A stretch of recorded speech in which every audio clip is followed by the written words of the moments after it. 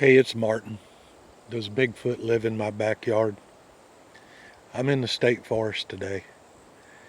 For those of you that have been following me, I'm still working on part 2 of my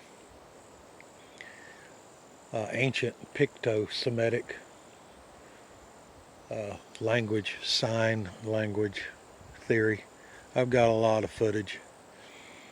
Most of it shot with my HD camera, which means I have to process it, do a lot of editing, and I'm still working on that. But I decided to walk up this old, looks like a road, but it's not. It's a Forest Service fire break. And I wanted to show you where this oak tree had been broken off right there and fell across the trail. Right up there is another one. This is pretty typical of the big fella. The Forest Service comes through and they maintain these fire breaks. And when they come through and maintain one, they cut up and clear this downfall, because if a fire comes, it'll jump the break by burning across it from one of these trees. Now what's funny is they come along, cut them up, clear it, and the next day or two these obstructions are back. See, there's one right across the trail. This is number 2. They're 100 feet apart. I find them all the time. It's rather entertaining. But the Forest Service comes out here and cares for the forest their way. And then the big fellas, they undo it and care for the forest their way. It's like a battle nobody's ever going to win. Walk off the trail here for just a minute. Over to where I see a small pine sapling bent over. A lot of times this is the big fella doing it. A lot of times it's not. You see that one bent over. There's nothing holding the tip of that one down, but it really didn't need anything to hold it down.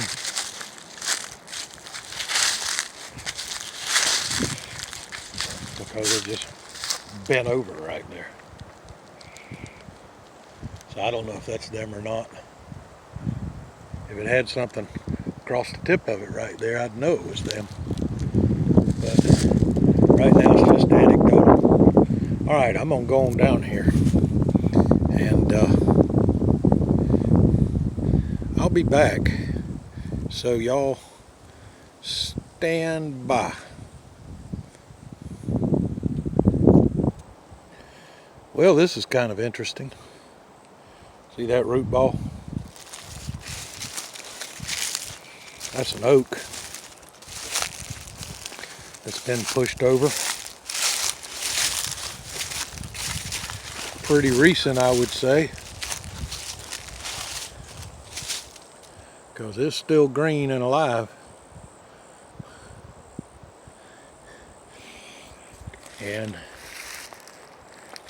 you know, before you say, well, the wind did that, well, the wind didn't blow down any of the other ones around it. And any wind that's going to come through here and blow that one down, you would think will blow some others down. But just that one, I believe a big fella pushed this over, and I don't know why. I'm gonna have to scout all around it to see if it matches up with any other sign. And I'm gonna go do that, so y'all stand by, I'll be back. Well, I walked in the direction that pushed over oak tree was pointed, and less than 100 yards away, here is a tree bend, and its tip is being held down right there. And as I have said earlier in other videos, I believe this is the Picto-Semitic sign for entrance or doorway. And right there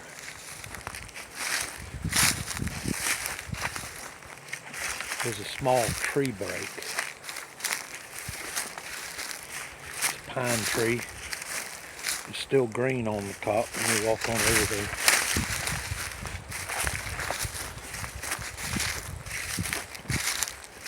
It's broken off right there. And the top is still very green. So that's pretty recent. And it's pointing past that tree bend, which over there the oak tree points at this. And this tree break is pointing there, where there is another tree bend and some interesting looking stuff.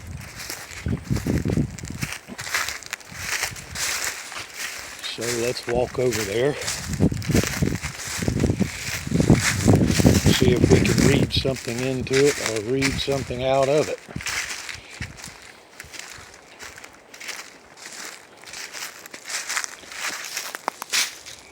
There's an oak tree that's broken over, and right there it's got deadfall laying across its tip.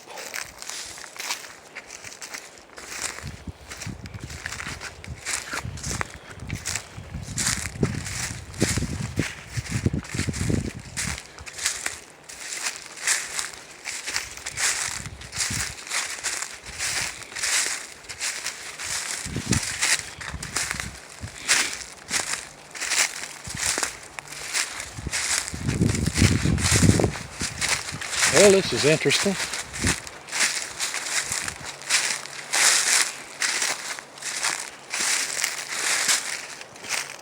Look at all of that. That oak is broken off.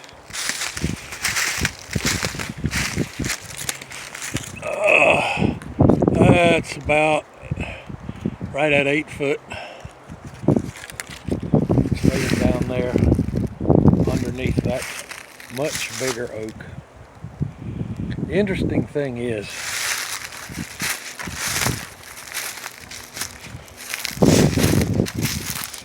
this oak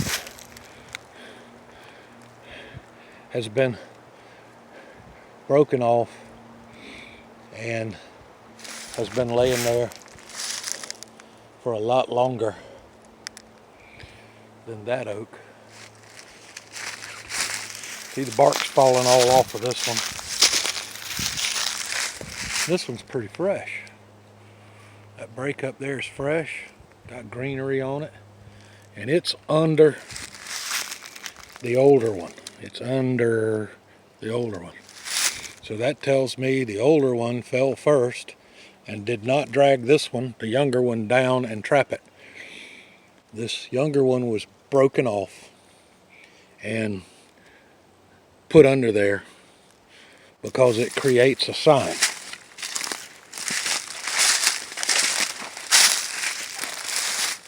And right behind it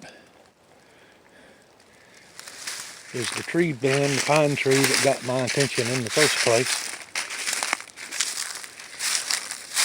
And there it is. And its tip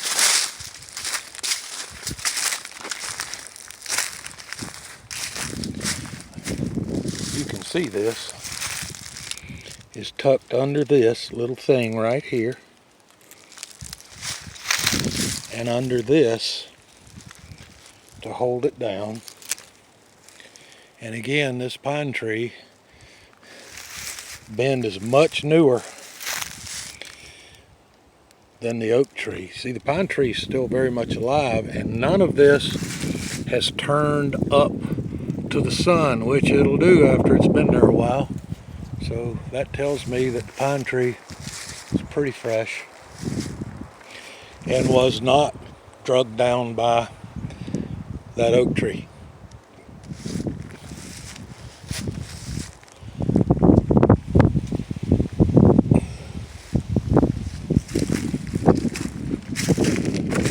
It's about to rain. Sky's kind of dark. Wind's blowing.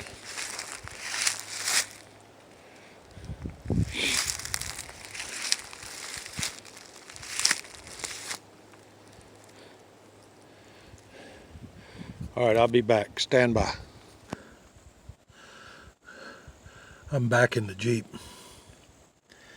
I was following that trail that the sign was on that I filmed a few minutes ago. And I became disoriented and sick to my stomach. And I started sweating pretty heavy. And it's not hot out here. It's about 65 degrees. So I backed out when I got back to the Forest Service fire break. You see it right there. My head cleared. And so I knew what that was. It's happened to me before. And I believe it's a infrasound event. Apparently these fellas can project infrasound, and it has happened to me before, and in my experience the effects are disorientation, sick to the stomach, sweating. It's quite unpleasant. So I just backed out. It's pretty much cleared now. So that tells me, following that trail, I was probably getting too close. So they used the infrasound either at me or to communicate with each other. I don't know. But the effects are disorientation, sick to the stomach, profuse sweating, and time to back out. So that's what I did. Now I'm going to move from this location and go down a little further and go back in. So stay with me. We'll be back. Okay, I have moved about a mile from where I was when I got disoriented.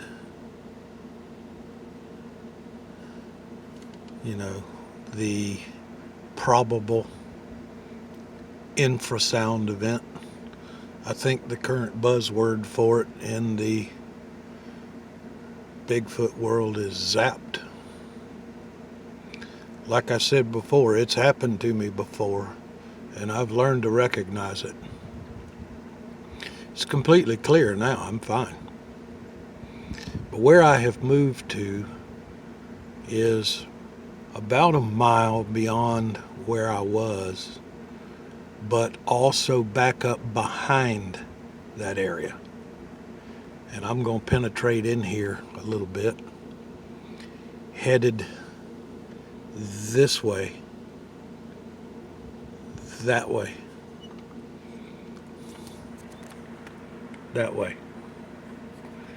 which will take me up behind the same area that I was in before. And of course, we'll see what sign I find along the way. But I'm interested to find out if when I get close to where I was, if I get zapped again. And of course, I'll back out immediately if I do. I'm out here by myself, and I can't afford to be attacked or disabled. It would be hours or even days before anybody found me. So stay with me. I'm fixing to get out and get my walking stick, and I think I'm going to do a couple of knocks when I get down in there a little bit. But I'll come back and record that. Okay, stand by. Well, I'm down in here pretty good.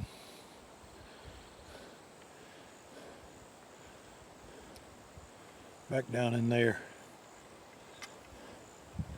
That's where I got hit with the disorientation. I'm gonna make a knock.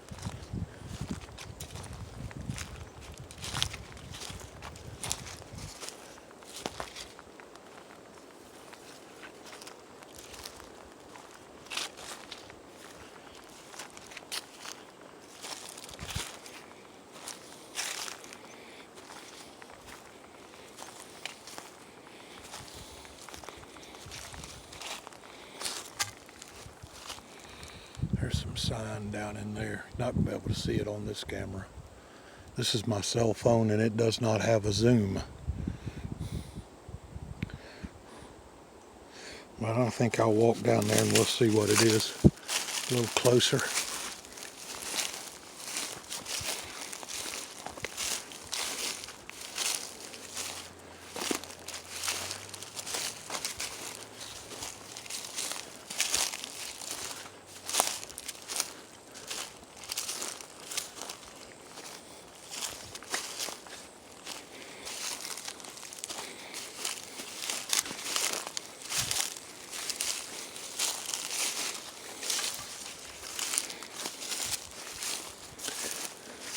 A lot of foot traffic through this wiregrass.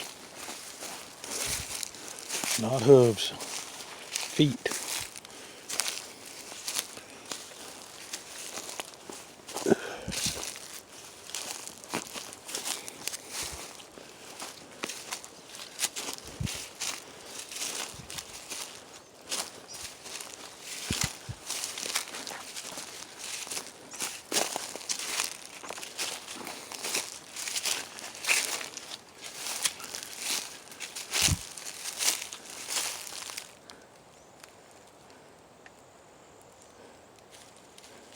There's a pine tree bend right there.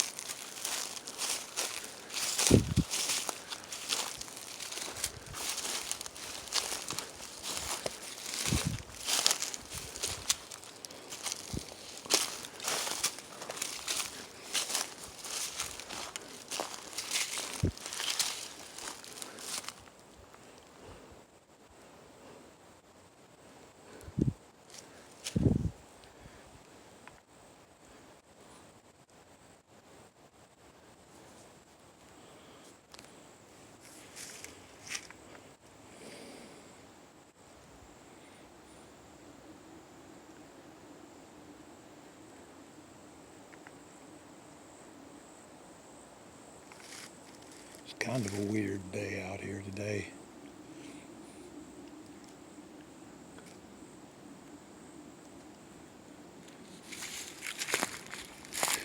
Not that that means anything. I've had weird days out here before.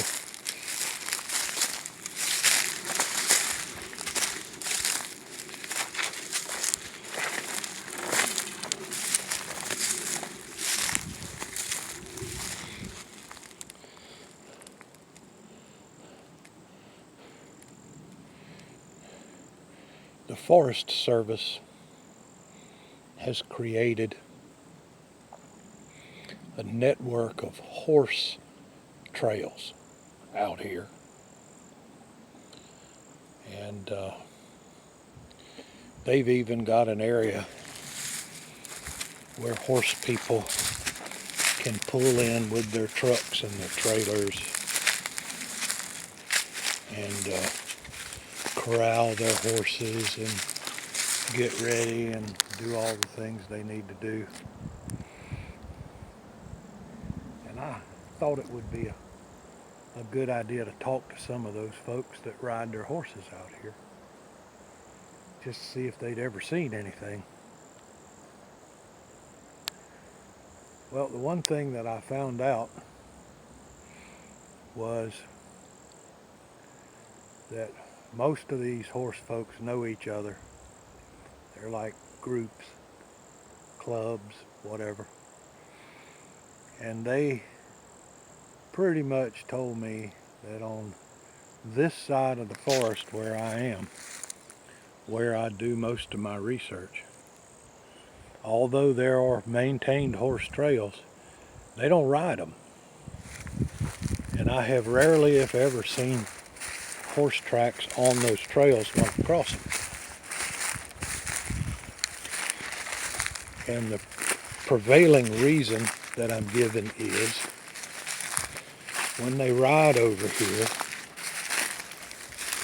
their horses don't act right. The horses don't want to go.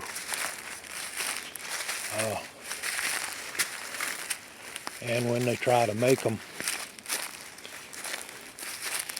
they'll revolt a little bit. Even though these are tame saddle horses, they don't want to go. They'll try to turn around and go and come out. And so they just don't ride over here. They ride on the other side. So I wonder if the horse's reluctance to come over here and ride or be ridden has something to do with the Sasquatch that I know for a fact are in here. Kind of makes sense, but it's just one of those factoids that you can kind of pick up and add to the stack of anecdotal evidence.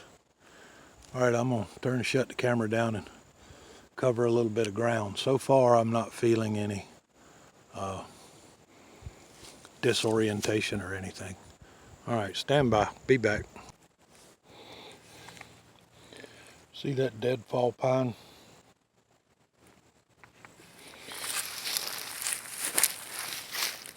See right there where the end of it is all crushed down?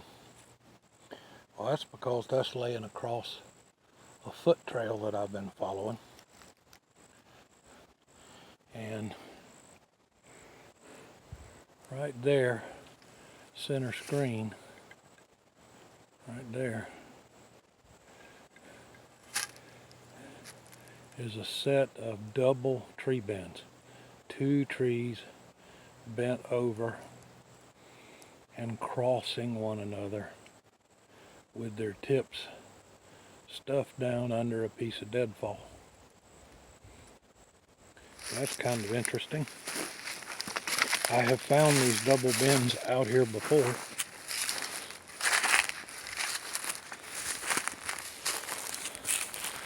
You see where that's been stepped on? That's right in the trail. That stuff over there, see, that's not in the trail. It's been stepped on, made flat. There's that double bend. I'm about a half a mile, maybe a little further in.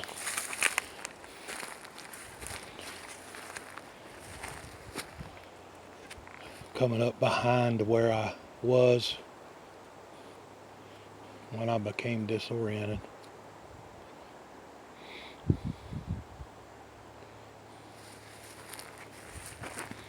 But so far, no whistles, no knocks, no hoots, no whoops, pretty much nothing.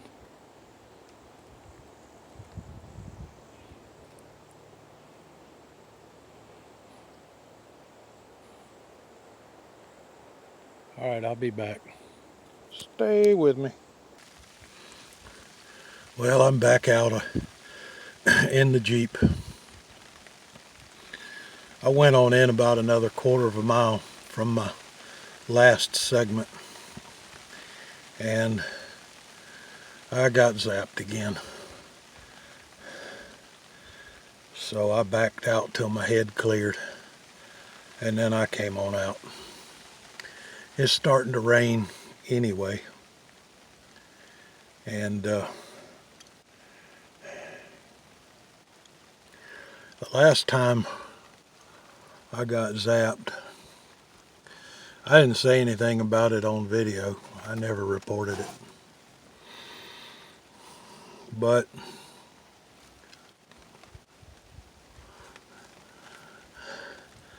I got zapped, buzzword, zapped, total of 5 times that day. And after the 3rd time, it was very debilitating. And after the 5th time, I got to tell you the truth, I didn't think I was going to get out. So we're not going there again on purpose. They hit me, I'm going back out. And if they hit me again, that day is over. It doesn't happen very often. But right now they don't want me in here is my assumption. And I'm fine with that, because there is another day. Anyway, I appreciate y'all being with me. Does Bigfoot live in my backyard? You bet he does. And I'm willing to bet he lives in or near yours. It's been my conclusion that these fellas are everywhere. Okay. Y'all have a great week. I'll have this posted shortly.